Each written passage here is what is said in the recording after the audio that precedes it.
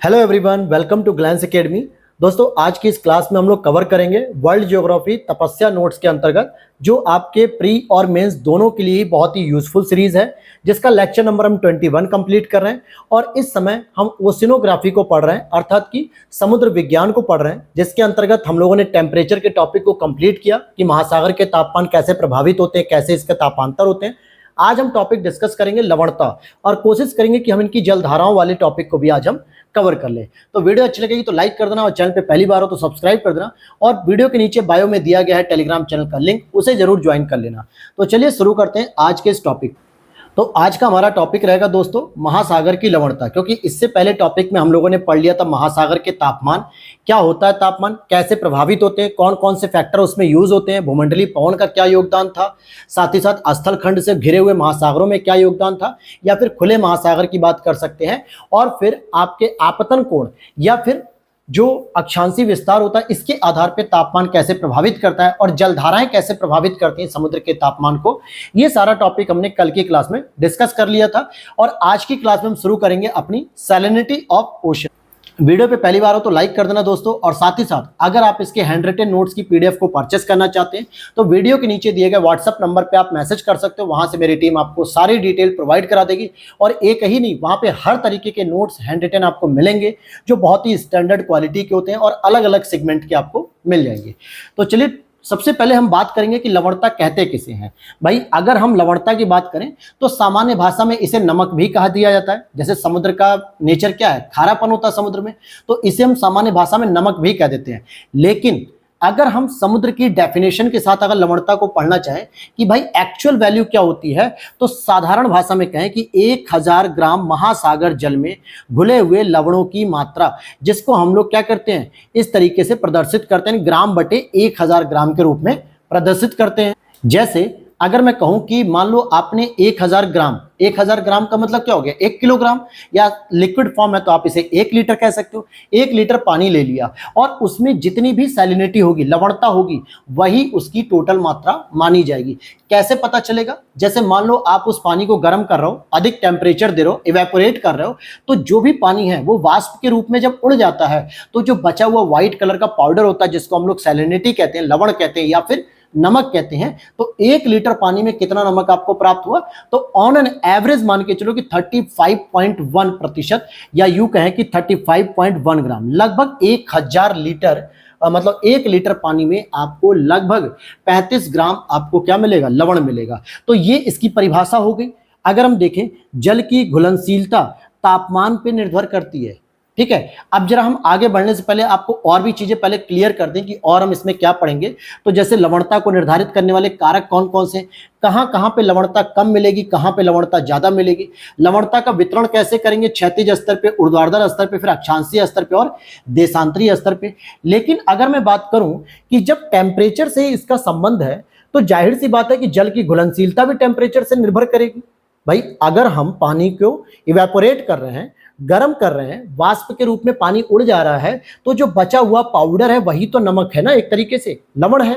तो सिंपल भाषा में कहें कि तापमान लवणता निर्धारित करने का एक महत्वपूर्ण कारक है, और यदि तापमान ही एकमात्र नियंत्रक होता तो 0 से 90 डिग्री की ओर जाने पर जल की सतह के तापमान में कमी के कारण लवणता में भी कमी आनी चाहिए थी, जबकि ऐसा नहीं है। इसका मतलब हो गया कि लवणता अन्य कारकों से भी निर्धारित होती है। आपने कॉमनली करंट अफेयर्स में या फैक्चुअल इंफॉर्मेशन में पढ़ा होगा कि सबसे ज्यादा जो लवणता पाई जाती है वॉन झील की पाई जाती है, डेड सी की पाई जाती है, फिर उसके बाद। और इन दोनों की अगर मैं लोकेशन की बात करूं तो आप गौर से जरा देख लेना, वॉन झील और डेड सी की बात करूं तो लगभग ये 23.5 डिग्री 30 डिग्री के आसपास देखने को मिलते हैं। अगर मान लो तापमान पे ही निर्भर होता है कि भाई तापमान अधिक है तो लवणता अधिक, तापमान कम है तो लवणता कम, अगर इस पे निर्भर होता तो 0 डिग्री पे ज्यादा मिलनी चाहिए थी लवणता और 90 डिग्री पे कम, परंतु 0 डिग्री पे लवणता कम है, जबकि 23 डिग्री 25 डिग्री 26 डिग्री के आसपास लवणता ज्यादा है, और फिर उसके बाद कम होने लगती है ऊपर जाके। इसका मतलब क्या हो गया कि लवणता को निर्धारित करने वाले कुछ और भी फैक्टर हैं जिसपे हमें नजर डालनी चाहिए। तो चलिए हम जरा उस पर नजर डालते हैं कि लवणता निर्धारण करने के लिए कौन कौन से कारक आपके सबसे इंपॉर्टेंट हैं। बहुत ही इंटरेस्टिंग पॉइंट रहेगा, ये आपको समझना पड़ेगा। लवणता निर्धारण में बहुत सारे फैक्टर काम आते हैं, लेकिन हम यहाँ पे कुछ कॉमन फैक्टर्स की बात कर रहे हैं। उसमें भी सबसे इंपॉर्टेंट है तापमान, यानी कि तापमान के परिवर्तन होने पे लवणता में भी परिवर्तन होगा। कहाँ कहाँ पे तापमान परिवर्तन होगा, कहाँ पे नहीं होगा, उसके साथ लवणता में क्या परिवर्तन आएगा, ये सारी चीज अभी हम लोग देख लेंगे। वर्षा की मात्रा पर भी निर्भर करेगी लवणता, कैसे करेगी इसको भी देख लेते हैं। वाष्पीकरण की प्रक्रिया भी, हिमगलन से जो स्वच्छ जल की आपूर्ति होती है महासागरों में, नदियों द्वारा स्वच्छ जल की आपूर्ति और प्रचलित पवनों के प्रभाव से, ये कुछ मेजर फैक्टर हैं, ये कुछ महत्वपूर्ण कारक हैं जिनकी वजह से लवणता का परिवर्तन देखने को मिलता है अलग अलग जगहों पे अलग अलग तरीके से। अब सबसे पहले हम बात करेंगे लवणता के वितरण की। तो हम देखते हैं सबसे पहले लवणता कहां पे कैसे मिलेगी। और ध्यान देना मेरी बातों कि हम लोग इसी टॉपिक में जो अभी हम ये डिस्कस करने जा रहे हैं लवणता के वितरण पे, तो इसी में हम निर्धारण के हर एक फैक्टर को यूज करते हुए चलेंगे इन सबको। तो ध्यान से देख लो, एक तो टेम्परेचर की बात होगी, वर्षा की बात होगी, वाष्पीकरण की बात होगी, साथ ही साथ आप देखोगे हिमगलन की बात होगी, नदियों की बात होगी और प्रचलित पवनों के प्रभाव की बात होगी। तो सबसे पहले हम बात करते हैं अपने विषुवतरेखीय जोन की बात करेंगे। भाई इसी में पहले विस्तार देख ले। आपको पता है कि विषुवतरेखीय जो क्षेत्र होता है वो सामान्यतः मान के चलो कि 0 से लेकर 10 डिग्री या 15 डिग्री के आसपास होता है। चाहे आप उसे नॉर्थ गोलार्ध में मान लो, उत्तरी गोलार्ध में या दक्षिणी गोलार्ध में, विशेषता एक ही होती है। लेकिन यहाँ पे क्या क्या महत्वपूर्ण विशेषता देखने को मिलती है। सबसे अधिक आपको देखने को मिलता है टेम्परेचर अधिक। तो आपको लगेगा कि सर अभी मैंने पढ़ा था टेम्परेचर बहुत अधिक होता है तो लवणता भी बहुत अधिक प्राप्त होती है, इसका मतलब कि यहाँ पे लवणता ज्यादा होगी। आपको ऐसा लगना चाहिए, लेकिन ऐसा बात नहीं होना चाहिए, क्योंकि यहां पे लो प्रेशर तो विकसित हो गया मेरे भाई, लेकिन इसी के साथ साथ वायुमंडलीय आर्द्रता भी औसत से अधिक होती है। अर्थात कि जब आपकी रिलेटिव ह्यूमिडिटी और स्पेसिफिक ह्यूमिडिटी की वैल्यू बढ़ जाती है तो आपको पता है कि वर्षा के लिए और भी आदर्श दशा पैदा हो जाती है, जिससे वर्षा की अनुकूल स्थिति हो जाती है। और जब यहाँ पे औसत से अधिक वर्षा मात्रा होती है, यानी औसत से अधिक मात्रा में वर्षा होती है, तो सामान्यतः लवणता कम हो जाती है। कैसे कम हो जाती है?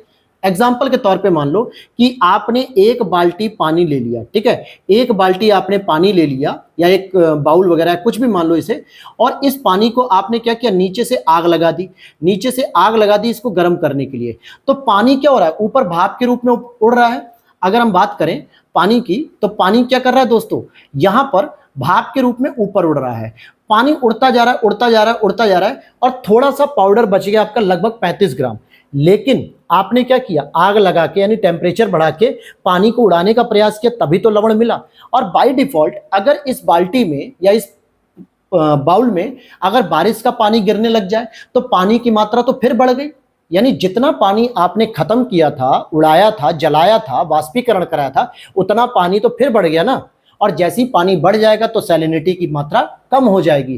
तो पानी बढ़ने के कारण कौन कौन से पढ़े थे हमने, हिमगलन अगर होगा यानी ग्लेशियर अगर पिघलेंगे तो कहीं ना कहीं जल की मात्रा बढ़ेगी समुद्र में, तो फिर से लवणता घट जाएगी। अगर नदियों का प्रवाह समुद्र में हो रहा है, नदियां अपना सारा पानी समुद्र में गिराती हैं, तो भी जल की मात्रा बढ़ेगी, तो फिर से सैलिनिटी कम हो गई। अगर वर्षा के माध्यम से जल का मात्रा बढ़ती जा रही है समुद्र के अंदर वर्षा होने से, तो फिर सैलिनिटी कम हो जाएगी। और यही कारण है कि अधिक तापमान होने के बावजूद 0 डिग्री के आसपास के क्षेत्रों में सैलिनिटी जो है औसत से कम, क्योंकि औसतन क्या है 35.1% के आसपास है, मतलब ग्राम प्रति 1000 ग्राम, लेकिन यहां क्या मिल रही है 34 से 35, अर्थात औसत से कम मिल रही है।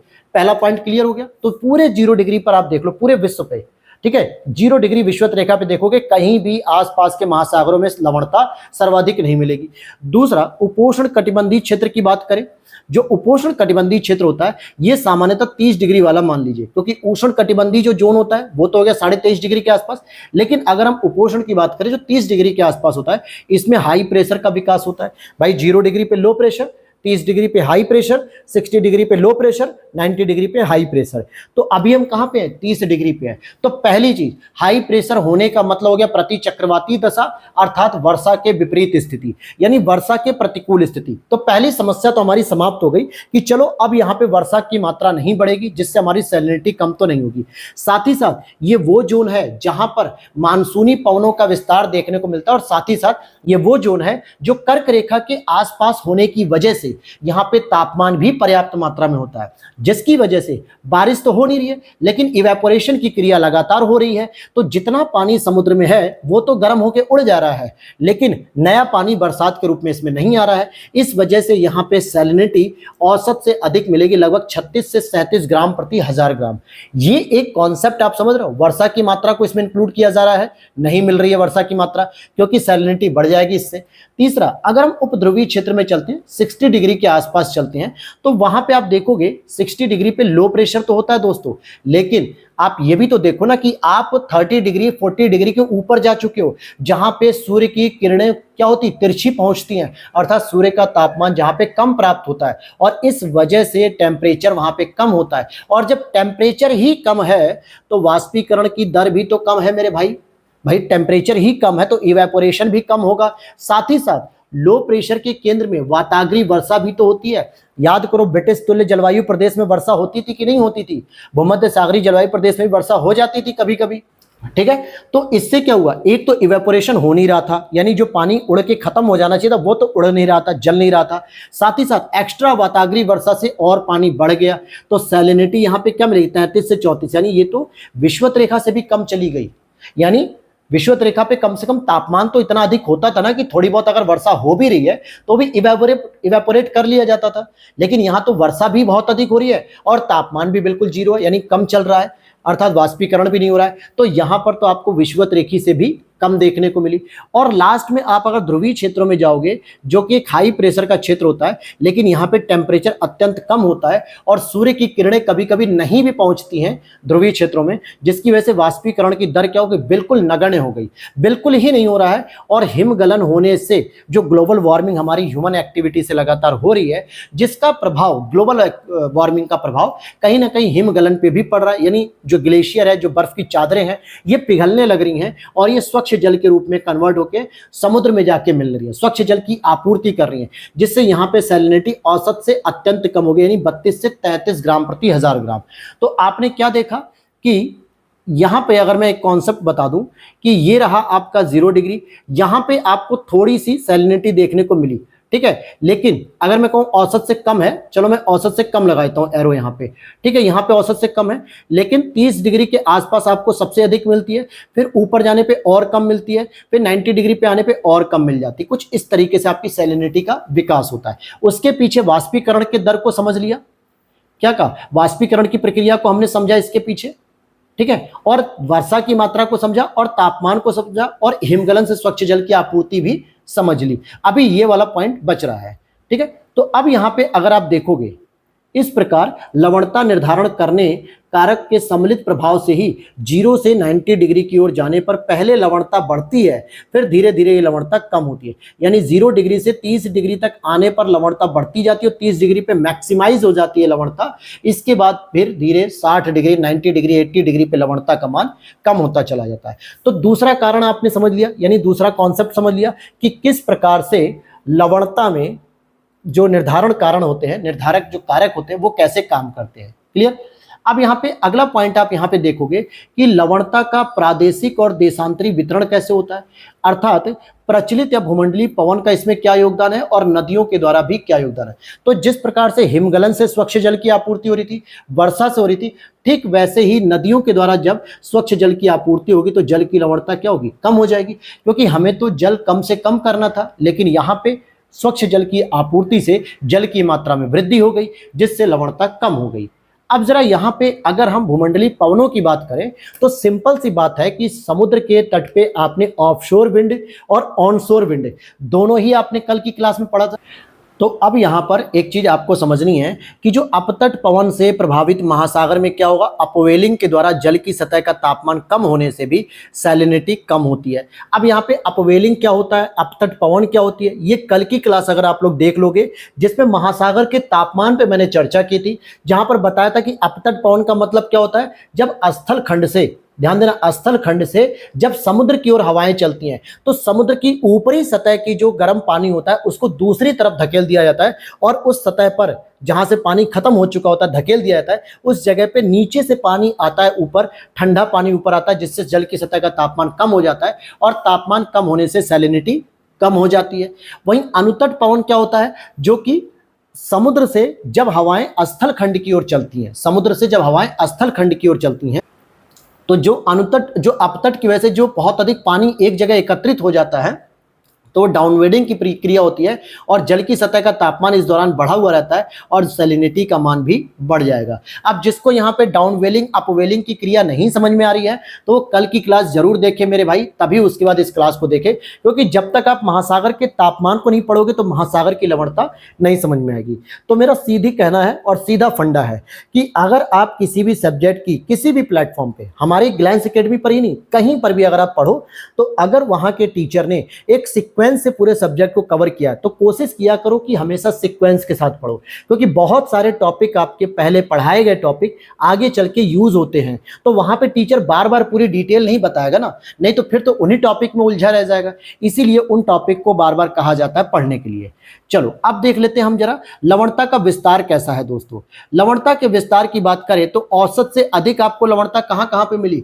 औसत का मतलब हो गया कि 35.1 ग्राम प्रति 1000 ग्राम, तो इसकी यानी ये औसत हो गया। इससे अधिक कहां पे मिला, औसत से अधिक के लिए क्या क्या करना पड़ेगा, जहां पे वाष्पीकरण का दर अधिक होना चाहिए, नदियों के द्वारा स्वच्छ जल की आपूर्ति कम होनी चाहिए और वर्षा की मात्रा भी वहां पे कम होनी चाहिए, या हिमगलन के माध्यम से भी नदियों में मतलब हिमगलन से जल की आपूर्ति भी कम होनी चाहिए, तब तो वहां पे मिलेगा आपको औसत से अधिक। लेकिन अगर आप औसत से कम की बात करोगे तो वाष्पोत्सर्जन या वाष्पीकरण अगर कम हो रहा है तो भी औसत से कम होगा, नदियों द्वारा अगर स्वच्छ जल की आपूर्ति हो रही है तो भी कम मिलेगा, और वर्षा की मात्रा अगर अधिक हो रही है तो भी आपको वहां पे लवणता कम मिलेगी। तो ये इसका प्रादेशिक वितरण हो गया। अब जरा लवणता का महासागर की जलधाराओं के टॉपिक पे अब हम लोग आते हैं। अगला टॉपिक हमारा क्या है, महासागर की जलधाराएं। ये हमारा ओशिनोग्राफी में आखिरी टॉपिक होगा, लेकिन वीडियो यहीं पे कंप्लीट नहीं होगी। मैं आज ही की क्लास में आपको इसके साथ क्या पढ़ा दूंगा, इसी के साथ आपको मैं पढ़ा दूंगा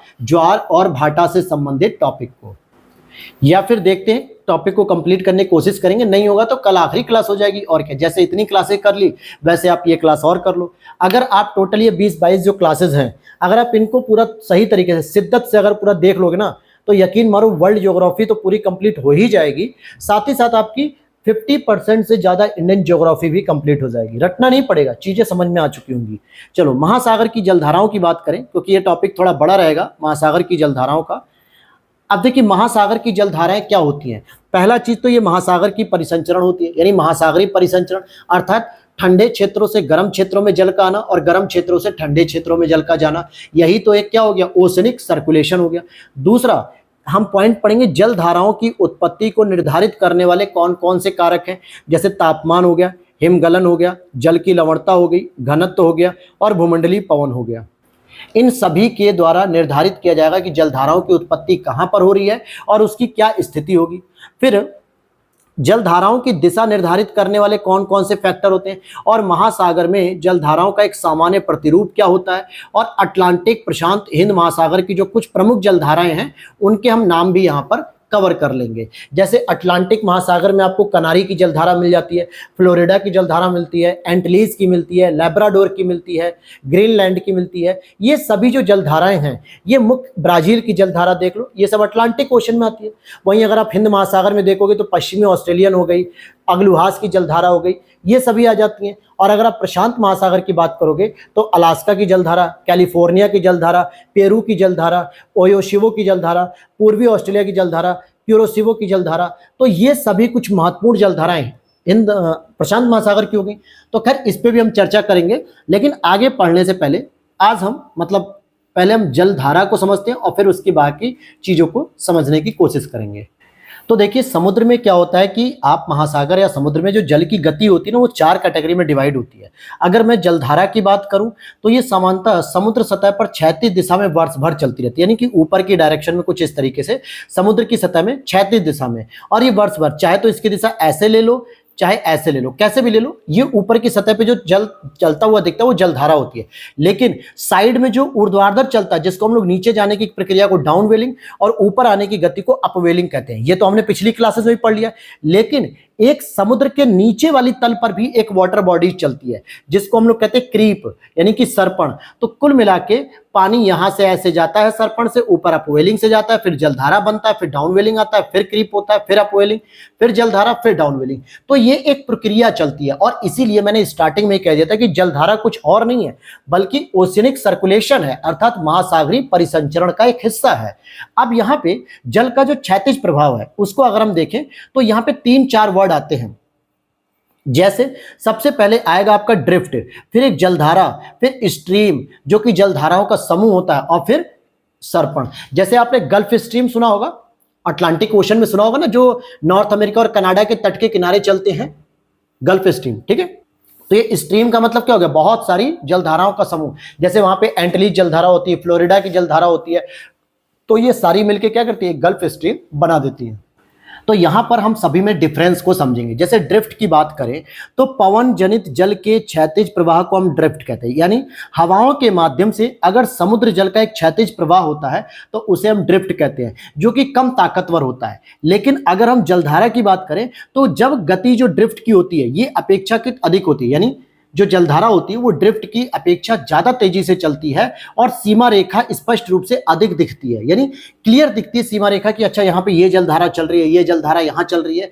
ये भी लेकिन क्या होता है, समुद्र की सतह पे क्षैतिज ही रूप में चलती है और ये भी पवन के प्रभाव से चलती है, लेकिन इसकी गति ड्रिफ्ट की अपेक्षा ज्यादा होती है, इसीलिए ज्यादा क्लियरली विजुअलाइज होती है। फिर स्ट्रीम की बात करेंगे, जो विभिन्न प्रकार की जलधाराओं का समूह होता है और इनकी गति सर्वाधिक होती है, इस वजह से यहाँ पे सर्वाधिक रूप से सीमा रेखा की स्पष्टता होती है। और क्रीप आपका क्या होता है, क्रीप मैंने बता ही दिया, समुद्र के नीतल पे, महासागर के नीतल पे क्षैतिज दिशा में प्रवाह को क्रीप कहते हैं। और सामान्यतः ये जो क्रीप होता है ना, ये जलधारा के अपोजिट डायरेक्शन में होता है। अगर इधर से आ रही है जल क्रीप, तभी तो जलधारा ऊपर ऐसे जाएगी, तो जस्ट अपोजिट डायरेक्शन में होता है। तो जरा इसे डिटेल से पढ़ लेते हैं कि महासागरीय परिसंचरण का तात्पर्य होता है कि जल राशियों के एक चक्रीय प्रवाह से होता है। पृष्ठीय सतह पर जल क्षैतिज प्रवाह को जलधारा कहते हैं, वर्ष भर इसकी एक निश्चित दिशा होती है। वहीं महासागर के नीतल पर समीप जलधारा के समानांतर तो होती है लेकिन विपरीत दिशा में, इसी को क्रीप कहा जाता है या सर्पण कहा जाता है। मैंने अभी जो आपको बताया, पृष्ठीय सतह पर क्षैतिज प्रवाह की गति सीमा रेखा स्पष्टता के साथ आधार पे ड्रिफ्ट कहलाती है, जलधारा भी कहलाती है, स्ट्रीम भी कहलाती है, और ये महासागर परिसंचरण को वर्गीकृत और परिभाषित भी करती है। तो ड्रिफ्ट क्या होती है वो भी बता दिया, जलधारा क्या होती है वो भी बता दिया, स्ट्रीम क्या होता है वो भी बता दिया, क्रीप क्या होता है वो भी मैंने आपको डिस्कस कर दिया। अब यहाँ पे पवन जनित क्षैतिज प्रवाह को हम ड्रिफ्ट भी कहते हैं। ड्रिफ्ट की गति कम होती है तो सीमा रेखा की स्पष्टता कम होती है। इसका मतलब कि अगर जो जलों की गति अगर ज्यादा होती है, जलधारा की गति अगर ज्यादा तेज होती है तो सीमा रेखा ज्यादा स्पष्ट दिखती है, जबकि ड्रिफ्ट की तो होती नहीं है। इसीलिए हमें क्या होता है कि सीमा रेखा पूरी तरीके से स्पष्ट नहीं होती है, जबकि जलधाराओं की स्पष्ट होती है और स्ट्रीम की तो उससे भी ज्यादा स्पीड होती है। इसी वजह से आगे देख लेते हैं, अब हम और भी पॉइंट को समझते हैं कि महासागरीय जल की सतह के विभिन्न ऊष्मन से ऊष्मा स्थानांतरण के लिए जल राशियों का चक्रीय प्रवाह होता है। यानी इसमें भी क्या होता है, टेम्परेचर डिफरेंस होता है, ऊष्मा का टेम्परेचर जो होता है, हीट का डिफरेंस होता है। अतः जलधारा की उत्पत्ति को प्रभावित करने वाले कारकों में टेम्परेचर एक महत्वपूर्ण कारक हो जाता है, क्योंकि तापमान को स्थानांतरित करने के लिए ही इसकी गति को चलाया जाता है, यानी ये चलती है। अब यहां पर हमारी अगली पॉइंट को देखते हैं कि जलधारा की उत्पत्ति निर्धारित करने वाले कारक कौन कौन से हैं, कैसे जलधारा निर्धारित की जाती है, मतलब कि किस डायरेक्शन से जलधारा उत्पन्न होगी। और अगर मैं बात करूं कि जलधारा को निर्धारित करने वाले कारकों में सबसे इंपॉर्टेंट, सबसे पहला जो कैरेक्टर होता है वो होता है टेम्परेचर का। लेकिन ये टेम्परेचर कैसे, आपको ये चीज तो पता होगी कि वाटर की जो क्वालिटी होती है, यानी कि जो जल की विशेषता होती है, जो उसकी कैरेक्टरिस्टिक्स होती है, कि ऑलवेज वाटर हमेशा ज्यादा से कम की ओर जाता है। किधर जाता है, ज्यादा से कम की ओर। तो तापमान भी यही एक रोल प्ले करता है। एग्जांपल के तौर पे 0 डिग्री मतलब कि, लेकिन यहाँ पे जो टेम्परेचर है वो हमें पढ़ना है हीट के कॉन्सेप्ट, क्योंकि हीट का ट्रांसफर करने के लिए सबसे इंपॉर्टेंट मतलब कि यूज होता है जलधाराओं का। मान के चलो कि अगर 0 डिग्री के आसपास की अगर हम बात करें तो वहां पे जो जलधाराएं उत्पत्ति हो रही होंगी वो तो गर्म जलधारा के रूप में होगी, लेकिन उन जलधाराओं को कैसे हम 90 डिग्री, 80 डिग्री, 70 डिग्री, 50 डिग्री के आसपास पहुंचाएं, ताकि वहां का जो ठंडा वातावरण है, जो कूल्ड मतलब कि चिल्ड एकदम वातावरण है, उसमें थोड़ी सी गर्मी आए, थोड़ी सी जो है कि गर्माहट पैदा हो, उसके लिए क्या होगा, टेम्परेचर के माध्यम से ही डिफरेंस होगा, अर्थात ऊष्मा का स्थानांतरण होगा।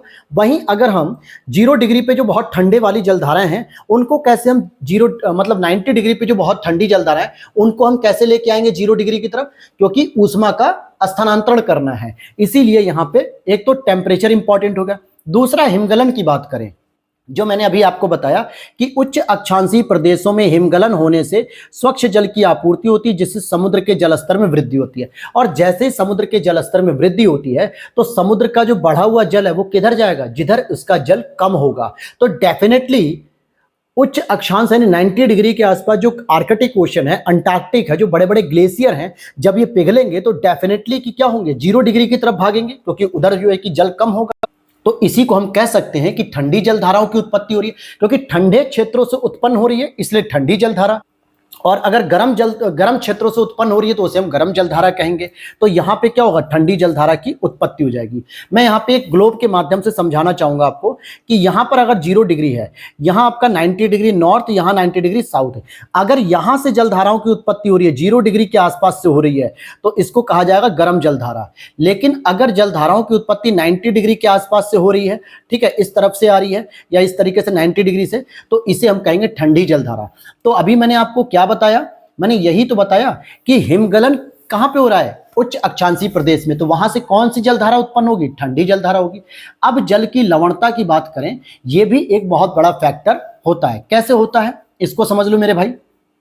जैसे यहां देखोगे कि समान अक्षांशीय प्रदेश में ओपन ओशियन यानी खुला महासागर और अंशतः बंद जलीय भाग में उत्पन्न जो भी जलधारा होती है, उसका प्रमुख कारण होता है लवणता के अंतरों के कारण। अच्छा, लवणता के अंतर यहां पे डिटेल नहीं समझना है, क्योंकि इसकी कोई जरूरत नहीं है। बस इतना जानो कि लवणता क्या होती है। जब हम वाटर का इवेपोरेट करते हैं, वाटर को इवेपोरेशन करते हैं, वाष्पीकरण करते हैं, तो वहां पे जल की मात्रा तो कम हो गई और लवणता बढ़ गई। इसका मतलब है कि लवणता में अगर डिफरेंस आ रहा है, तो कहीं ना कहीं पानी की मात्रा कहीं कम भी होगी, कहीं ज्यादा भी होगी। और जहां पे पानी की मात्रा कम होगी, क्योंकि वहां पे सारा पानी इवेपोरेट हो चुका है, तो वहां पे पानी की भरपाई करने के लिए ठंडे क्षेत्रों से या तो जलधारा उत्पन्न होगी या तो गर्म क्षेत्रों से जलधारा उत्पन्न होगी। लेकिन लवणता वाले फैक्टर में काम करेगा। इसका मतलब जहां पे भी लवणता का मान कम होगा या ज्यादा होगा, इट मीन्स कि पानी का इवेपोरेशन हो चुका है, तो वहां पे भी क्या होगा, जलधारा की उत्पत्ति होगी। इसी तरीके से अगर आप आगे और समझेंगे कि अब देखो यहां पे अगर मान लो कि टेम्परेचर आपका कांस्टेंट हो गया, तो जाहिर सी बात है कि जहां पे घनत्व अधिक होगा वहीं पे आपकी सैलिनिटी भी अधिक होगी, क्योंकि टेम्परेचर तो कांस्टेंट होगा। और घनत्व कहां पे अधिक होता है, जहां पे अधिक से अधिक पानी का इवेपोरेशन हो चुका है, बस केवल थोड़ा सा पानी जो है कि रह गया, यानी कि संकुचित फॉर्म में रह गया, अर्थात वहां का घनत्व अधिक है। और उसी चीज को हम सैलिनिटी भी कह सकते हैं। तो सीधी सी बात है कि समान अक्षांशीय प्रदेश में जल लवणता में स्थानिक विभिन्नता से खुले महासागर एवं अंशतः बंद जलीय भाग के मध्य जल राशि का एक क्षैतिज प्रभाव भी होता है, क्योंकि जितनी अधिक डेंसिटी होगी उतनी अधिक सैलिनिटी होगी। अर्थात सैलिनिटी अगर कम है, डेंसिटी अगर कम है, तो इसका मतलब हो गया कि समुद्र के जल स्तर में वृद्धि है। भाई सैलिनिटी कम होती है कब, लवणता कब कम होती है, जब वहां पे जल स्तर में वृद्धि हो जाती है। या घनत्व कब कम होगा, जब वहां पे जल स्तर में वृद्धि हो जाएगी, और इसके कारण अधिक सैलिनिटी वाले जल की सतह की ओर जलधारा उत्पत्ति होगी। भाई कम लवणता अगर हो रही है या कम घनत्व हो रहा है, तो इसका मतलब है कि वहां पे पानी की मात्रा पर्याप्त है, समुद्र के जलस्तर में पर्याप्त वृद्धि है, और इस वजह से ये उस क्षेत्रों में जाएगी जहां पे लवणता ज्यादा है, सैलिनिटी ज्यादा है। इसका मतलब सैलिनिटी जहां पे ज्यादा है वहां पे पानी की मात्रा तो कम है, तो उस पानी की तरफ ये जाएगी जलधारा। तो इसी वजह से आपने इस चीज को समझ लिया, ठीक है। और अगर हम बात करें कि हिमगलन से स्वच्छ जल की आपूर्ति होगी तो डेंसिटी कम हो जाएगी, सैलिनिटी भी कम होगी तो डेंसिटी फिर से कम हो जाएगी। अर्थात जो सैलिनिटी है वही डेंसिटी होती है, बस एक में हम नमक की बात कर रहे होते हैं, एक में हम जल के घनत्व की बात कर रहे होते हैं। तो जाहिर सी बात है कि जब डेंसिटी कम है, अर्थात जल की सतह का मान क्या है, जल स्तर में क्या वृद्धि है, तो समुद्री जलधारा की उत्पत्ति होनी तय है। भाई जहां पे डेंसिटी कम है, इसका मतलब है कि वहां पे जल की मात्रा ज्यादा है, जल में घनत्व कम है, अर्थात जल की मात्रा ज्यादा है, तो वो जल कहीं तो जाएगा ना, और वो कहीं भी जाएगा तो कहीं ना कहीं वो एक जलधारा के फॉर्म में जाएगा और समुद्री जलधारा की उत्पत्ति हो जाएगी। क्लियर। और इसी वजह से जहां पे डेंसिटी अधिक होती है, अर्थात घनत्व ज्यादा होता है पानी का, इसका मतलब है कि वहां पानी कम मिलेगा। घनत्व अधिक अलग बात है और पानी की मात्रा अलग बात है। तो अधिक घनत्व वाले क्षेत्र की ओर जल सतह की ओर जलराशि का क्षैतिज प्रवाह होने लगेगा और इसी को हम जलधारा भी कह देते हैं।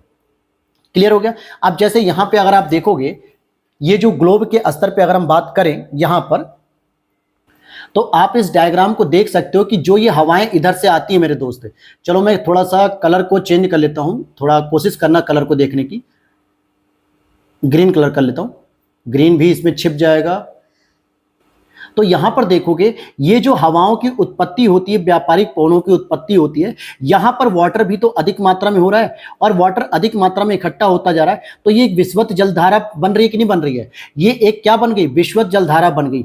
लेकिन जब ये पूरा पानी इकट्ठा होकर एक दूसरे छोर पे जा रहा है तो यहां से कुछ पानी तो हुआ तटीय क्षेत्रों में चला गया, जिससे तटीय क्षेत्र कुछ थोड़े बहुत सिंचित हो गए, डूब गए।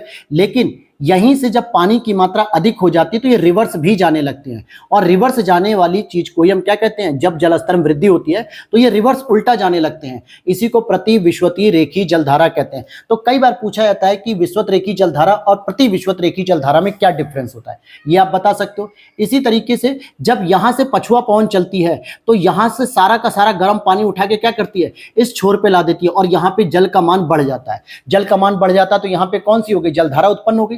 कैसी? क्योंकि 30 डिग्री से 60 डिग्री की ओर जा रही है, यानी कि गर्म जलधारा की उत्पत्ति हो गई। अब जरा इसको जरा हम पूरा डिटेल से समझ लेते हैं कि क्या चीजें हमने इसमें लिखा है। तो सीधी सी बात है कि मध्य अक्षांशी पश्चिमी भाग में गर्म और ठंडी जलधारा के मिलने पर समुद्र जलस्तर में वृद्धि हो गई। ये मध्य अक्षांशी का मतलब क्या हो गया? यहाँ पे वृद्धि हो गई। वहीं पछुआ पवन के कारण ड्रिफ्ट रूपी गर्म जलधारा की उत्पत्ति पूर्वी भाग में हो गई, क्योंकि यहां से जो है कि जलधारा उत्पन्न हो रही है और ये गर्म वाले क्षेत्रों से होकर जा रही है, तो इसीलिए हमने गर्म जलधारा कह दिया। उपोष्ण कटिबंधी हाई प्रेशर से विषुवत रेखीय लो प्रेशर की ओर सन्मार्गी पवन द्वारा और पूर्वी भाग से ड्रिफ्ट रूपी जलधारा की उत्पत्ति होती है। तो अपवेलिंग के कारण जलधाराएं ठंडी हो जाती हैं यहाँ पे, और इसी वजह से यहाँ देखोगे कि सन्मार्गी पवन के द्वारा उत्पन्न जलधाराओं का विषुवत रेखा के समीप महासागर के पूर्वी भाग में अभिसरण होता है, तो जलधारा की उत्पत्ति हो जाती है। साथ ही साथ अगर हम बात करें कि पृथ्वी का जो घूर्णन होता है, जो पृथ्वी घूमती रहती है, इसकी वजह से विषुवत रेखीय जलधारा क्या होती है? उत्पन्न हो जाती है और पूरब से पश्चिम की ओर विषुवत रेखा के समानांतर ये चलती रहती है। लेकिन महासागर के पश्चिमी में जो है कि विषुवत रेखीय जलधारा के अभिसरण से जलस्तर में वृद्धि होती है, तो ये प्रति विषुवतीय रेखीय जलधारा उत्पन्न होती है, जो पश्चिम से पूरब की ओर वापस जाने लगती है। कौन सी? जो ये पूरब पश्चिम से पूरब जा रही है, ये जो वापस जा रही है यहां से इस डायरेक्शन में जा रही है, तो इसी को कहते हैं प्रति विषुवतीय जलधारा।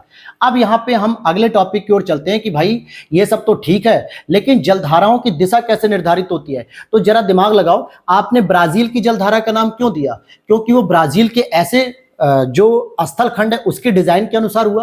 कनारी की जलधारा आपने क्यों कहा अफ्रीका के पास? आपने क्यों फ्लोरिडा की जलधारा का नाम दिया? आपने क्यों लेब्राडोर की जलधारा का नाम दिया? आपने क्यों कैलिफोर्निया का नाम दिया, या फिर हम्बोल्ट की जलधारा? इसका मतलब है कि स्थल खंड की जो बनावट होती है उससे भी उसकी डायरेक्शन और दिशा तय होती है। जैसे पहला कारण होता है इसकी दिशा निर्धारित करने के लिए कि पृथ्वी का घूर्णन कैसा हो रहा है। कोरियोलिस बल के कारण उत्तरी गोलार्ध में क्लॉकवाइज घूमती है, दक्षिणी गोलार्ध में एंटी क्लॉकवाइज घूमती है जलधाराएं। इसका मतलब क्या हुआ मेरे दोस्त कि जब पृथ्वी का घूर्णन होता है बहुत तेजी से, तो वहां पे कोरियोलिस बल उत्पन्न होता है, जो कि सामान्यतः 0 डिग्री पर 0 ही होता है और 90 डिग्री पर मैक्सिमम होता है। लेकिन अगर एक्चुअल वैल्यू की बात करें तो 60-70 डिग्री के आसपास मैक्सिमम होता है। लेकिन हम 0 डिग्री से 90 डिग्री की ओर जा रहे हैं, तो हमें ये पता चल रहा है कोरियोलिस बल 0 डिग्री पे शून्य होता है और 90 डिग्री पे मैक्सिमम। तो इसकी वजह से जो हवाएं भी अपना डायरेक्शन बदल लेती हैं, मतलब क्लॉकवाइज हो जाती, घड़ी की दिशा में या तो घड़ी के विपरीत दिशा में। तो इस वजह से जो जलराशियां हैं ये भी उत्तरी गोलार्ध में क्लॉकवाइज और दक्षिणी गोलार्ध में एंटी क्लॉकवाइज हो जाती हैं। वहीं अगर हम बात करें कि तट का स्वरूप और विस्तार कैसा है महाद्वीप का, अगर आप यहाँ पे देखो तो ये आपकी क्या है? ये आपका साउथ अमेरिका है और ये आपकी हम्बोल्ट की जलधारा है। चूंकि जलधाराओं की उत्पत्ति तट से संलग्न छिछले जलीय भाग में होती है, इसीलिए हमने इसका नाम दे दिया हम्बोल्ट की जलधारा या पेरू की जलधारा। हालांकि हम्बोल्ट एक वैज्ञानिक थे जिन्होंने इसकी खोज की थी, उनके सम्मान में यह दिशा दे दी गई। अगर हम भारत की बात करें, जैसे पवन की दिशा ग्रीष्म ऋतु में क्या होती है? इस तरीके से होती है। ठीक है, और शीत ऋतु में क्या होती है, इस तरीके से होती है। तो भारत में सामान्यतः किसी स्थायी जलधारा का विकास नहीं होता है, ये मौसम के अनुसार परिवर्तित होती रहती हैं, इसलिए भारत के संदर्भ में हम स्थायी जलधारा की बात नहीं कर सकते। यहाँ पे हम पढ़ेंगे और इसके साथ हमारा ये टॉपिक कंप्लीट होने चला जाएगा।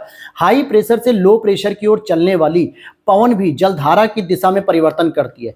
उत्तरी हिंद महासागर में ग्रीष्म ऋतु में दक्षिण पश्चिम मानसून पवन चलती है और जलधारा की दिशा विषुवत रेखा से भारतीय उपमहाद्वीप की ओर हो जाती है। यानी किधर हो जाती है, विषुवत रेखा से क्या हो जाती है, भारतीय उपमहाद्वीप की तरफ चली जाती है गर्मी में। और वहीं शीत ऋतु में लौटते हुए मानसून से जो उत्तर पूर्वी पवनें होती हैं, इनसे जलधारा की दिशा भारत से विषुवत रेखा की ओर हो जाती है। इस प्रकार उत्तरी हिंद महासागर में ऋतु परिवर्तन और मानसून पवन दिशा में परिवर्तन से ही वर्ष भर जलधारा की दिशा भी एक निश्चित नहीं हो पाती। जबकि बाकी क्षेत्रों में आप देखो, पश्चिमी ऑस्ट्रेलिया, पूर्वी ऑस्ट्रेलिया, अग्लुहास की जलधारा, कनारी की जलधारा, अलास्का की जलधारा, ओयो शिवो की जलधारा, ब्राजील की जलधारा, हम्बोल्ट की जलधारा, बहुत सारी जलधाराएं हैं जिनका एक निश्चित पैटर्न होता है, वो एक साल लगातार उसी पैटर्न को वो फॉलो करती हैं। लेकिन भारत के संदर्भ में क्या है, हिंद महासागर में क्या है कि मानसून और साथ ही साथ ऋतु परिवर्तन पे आधारित होता है। गर्मियों में तो इसकी डायरेक्शन 0 डिग्री से भारत की तरफ होती है, यानी कि कह सकते हो 0 डिग्री से 25-30 डिग्री की ओर होती है भारतीय उपमहाद्वीप की तरफ। लेकिन सर्दियों में जब मानसून लौटने लगता है तो फिर इसका क्या होता है, विषुवत रेखा की ओर होने लगती है डायरेक्शन। तो ये चीज होगी।